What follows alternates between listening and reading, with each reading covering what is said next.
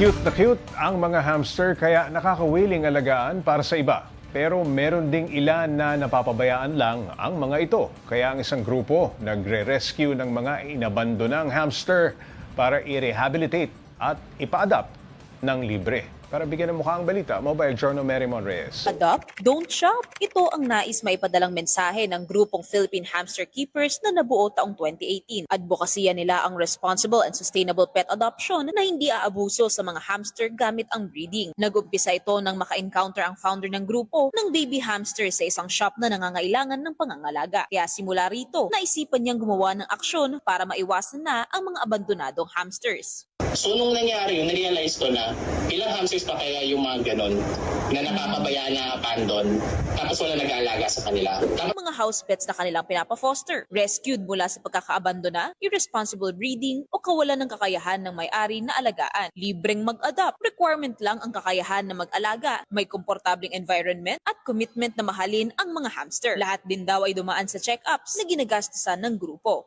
Nasa stage na kami na nagpo-promote kami nung tamang pag-aalaga, di ba?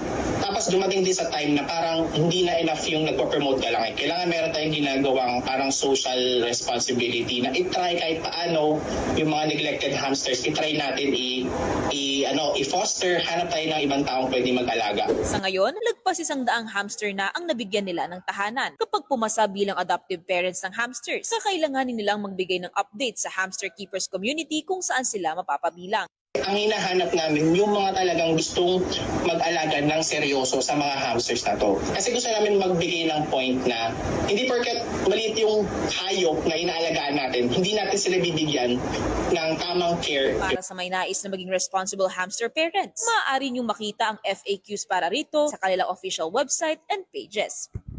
Hindi dapat maging mapili pagdating sa pangangalaga ng pets. Maliit man o malaki, pantay-pantay pa rin ang responsibilidad at pagmamahal na kaakibat ng pag-ampon sa kanila.